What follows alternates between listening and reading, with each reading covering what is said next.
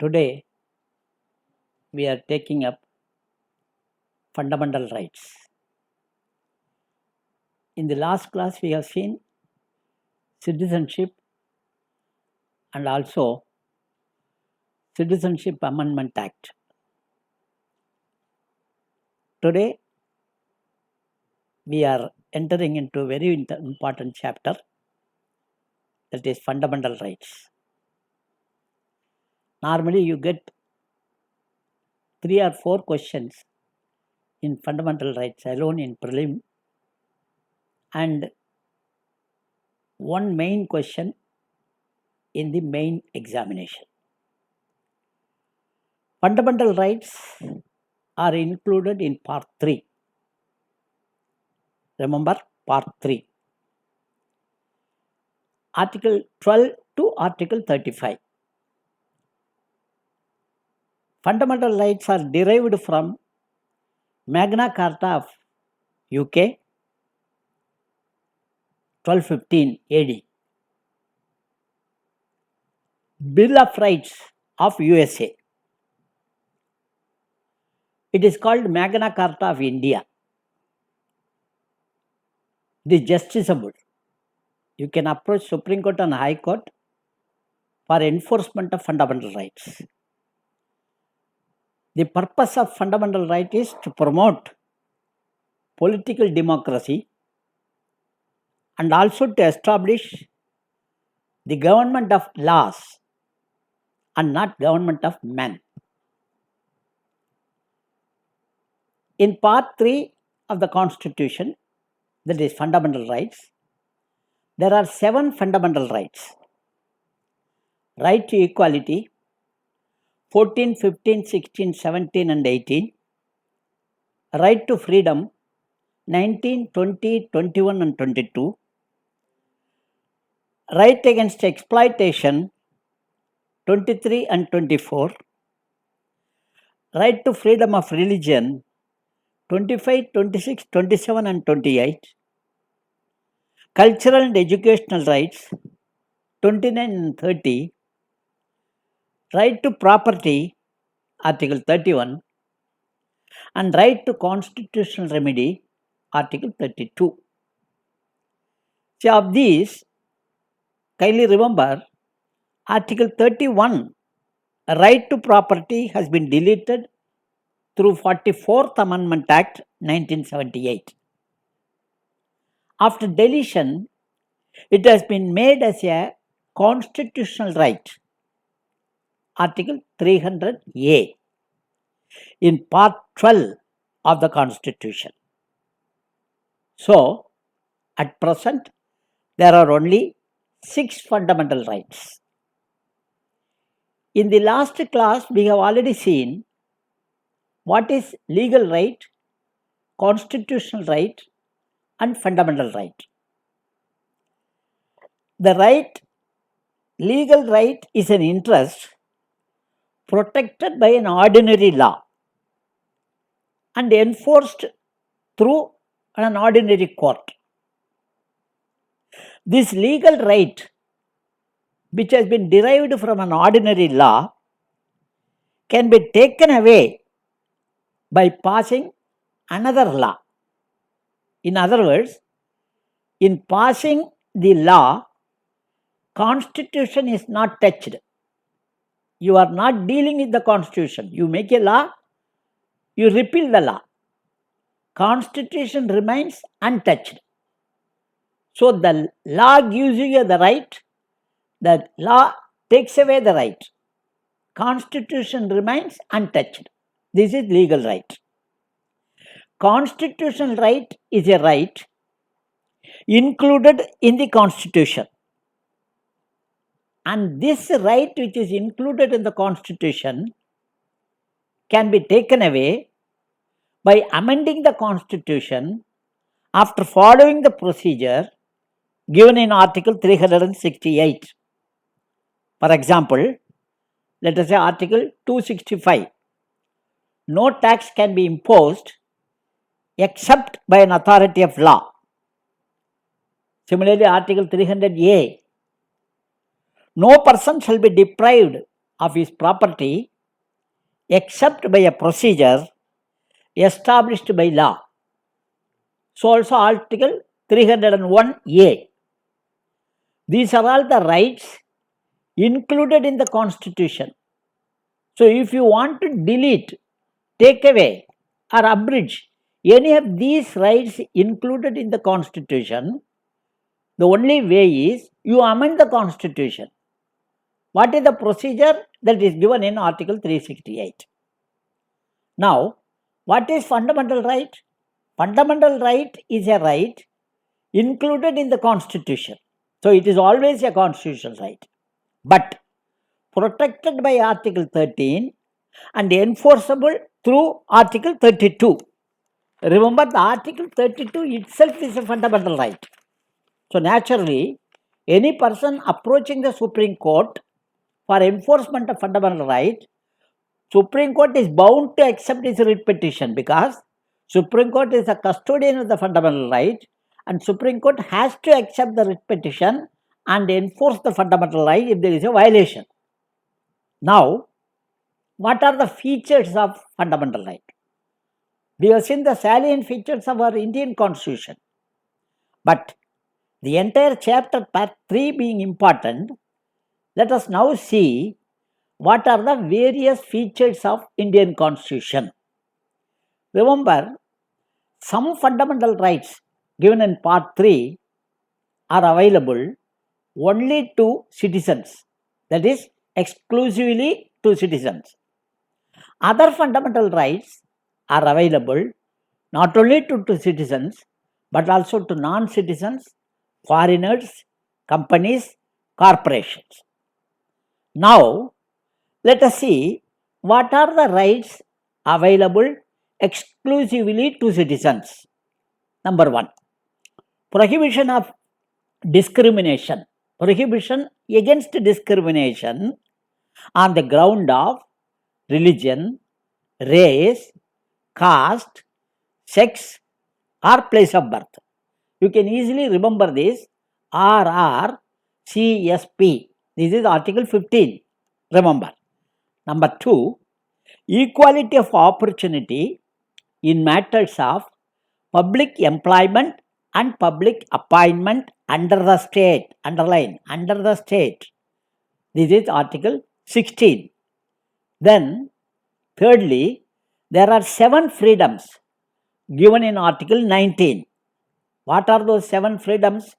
Freedom of speech and expression, freedom to assemble peacefully without arms, freedom to form union, association and cooperatives, freedom to move throughout the territory of India, freedom to reside and settle any part of India, freedom to acquire, hold and dispose of property. Remember, this freedom has been deleted through 44th Amendment Act 1978.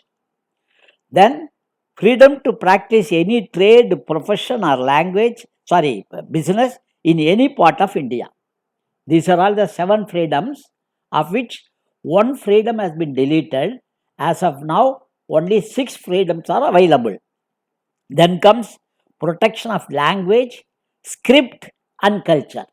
Protection of language, script and culture, LSC, of minorities. This is Article 29.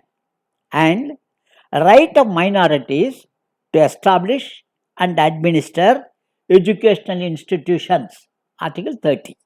Remember, all these rights, which are fundamental rights, are available exclusively to the citizens. In addition to this, there are some rights which are not fundamental rights but are available in other parts of the Constitution, but there are also rights available to exclusively to citizens. What are those? Number 1, right to vote under Article 326, right to contest election for Parliament and state assemblies, and right to hold constitutional posts. And finally, as we have already discussed, Article 265, Article 300A and 301A, which I have already explained. So these are all the rights. It is available exclusively to the citizens, not to other persons. Then comes, we should remember that the fundamental rights are not absolute, but subject to certain restrictions. Remember, some restrictions are available laid down in the Constitution itself. Some restrictions can be laid down by the legislature, and it has been bifurcated.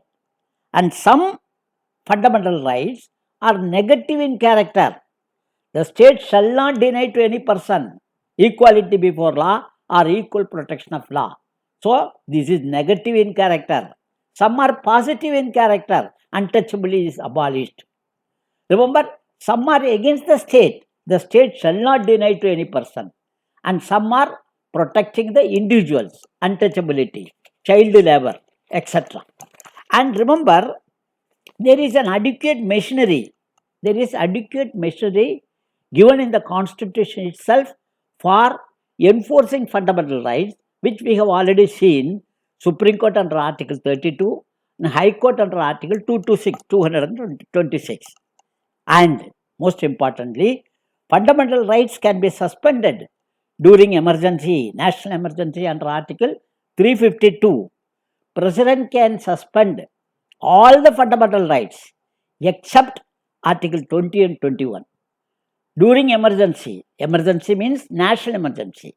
But remember, Article 19 stands automatically suspended. The 7 freedoms, now 6 freedoms, stand automatically suspended during emergency if the emergency is on the ground of war or external aggression. Only these two grounds. Then Article 19 stands automatically suspended. Remember, Parliament can make changes in the fundamental right. Remember, Parliament can make changes in the fundamental right. For the first time in the constitutional history, Article 31, which is the fundamental right, has been deleted through 44th Amendment Act 1978. Remember, for the first time in the constitutional history, the fundamental right, one fundamental right, Article 31, has been deleted through 44th Amendment Act. When this was challenged before the Supreme Court upheld the deletion of this fundamental right, holding there are crores and crores of people who have no property but remaining happy, and there are lakhs and lakhs of people with property who are unhappy. So property cannot be a source of happiness. This is the observation of Supreme Court, and they upheld the deletion of Article 31 as fundamental right. And remember, most importantly, which you should remember, which you should note carefully, fundamental rights have exception in the Constitution itself. In the Constitution itself, fundamental rights have exception. For example, Article 31A, 31B, 31C. These are 3 important exceptions to the fundamental rights. Article 31A was added through First Amendment Act 1951 by Pandit Jawaharlal Nehru. It says, if any law is made to implement abolition of zamindari system or agrarian reforms, that law cannot be questioned in any court of law, even if it violates Article 14, 19 and 31, now deleted. Similarly, under Article 31B, remember, this was added through First Amendment Act 1951 with Schedule 9. And if any law is made to implement the land reforms, that law cannot be questioned in any court of law, even if they violate Article 14, 19 and 31, since deleted, because it is included in Schedule 9, which provides judicial immunity to the law. And thirdly, 25th Amendment Act 1971 added Article 31C, and under Article 31C, if any law is made to implement Article 39B and C, small b and small c, implementing the socialistic principles, and that law cannot be questioned in any court of law, even it violates Article 14, 19 and 31. That is why we say when Article 31C comes, Article 19 runs away. because Article 31C and Article 19 cannot see together. So that is why Article 31C gives precedence to two directive principles, Article 39B and Article 39C. This is as a result of 25th Amendment Act, 25th Constitutional Amendment Act 1971. Similarly, remember, in addition to this application of fundamental rights to the armed forces, paramilitary forces, intelligence bureau, and the telecom personnel working in these three organizations, their fundamental rights can be restricted by Parliament. Remember, by Parliament, by invoking Article 33. And in addition to this, remember, when martial law is in operation, the fundamental rights can be restricted to maintain what is called the tranquility and law and order. Most importantly, remember, fundamental duties is an exception to fundamental rights. If there is a clash between a fundamental duty and fundamental right, the fundamental duty will prevail over the fundamental right, because where there is a clash between an individual interest and the interest of the society, the individual interest should be subserving the society's interest. Society interest will prevail over the individual interest. Similarly, remember, there are some cases where this fundamental right requires a law to be made. Otherwise, it is like a New Year resolution. For instance, the fundamental rights 17, Article 17 says untouchability is abolished. It is like a resolution. Unless it's not self-executory. Unless you make a law, then only it can be executed. Accordingly, Untouchability Abolition Act or Protection of Civil Rights Act have been made. And in addition, remember Article 17, that is the abolition of untouchability, and Article 24, abolition of child labor, are the absolute fundamental rights. Other fundamental rights, you can always see one or two restrictions or exemptions, whereas these two fundamental rights are absolute fundamental rights. So we have seen so far, first we have seen what do you mean by constitution, and what are the kinds of constitution, what are the characteristics of federal constitution, what are the salient features of federal our constitution, then what is union and territories, preamble, then what is union and territory, and we have seen last class we have seen citizenship and Citizenship Amendment Act. Now we have seen the salient features of fundamental right. In the next class onwards, we will start right from Article 12 to Article 35. Thank you.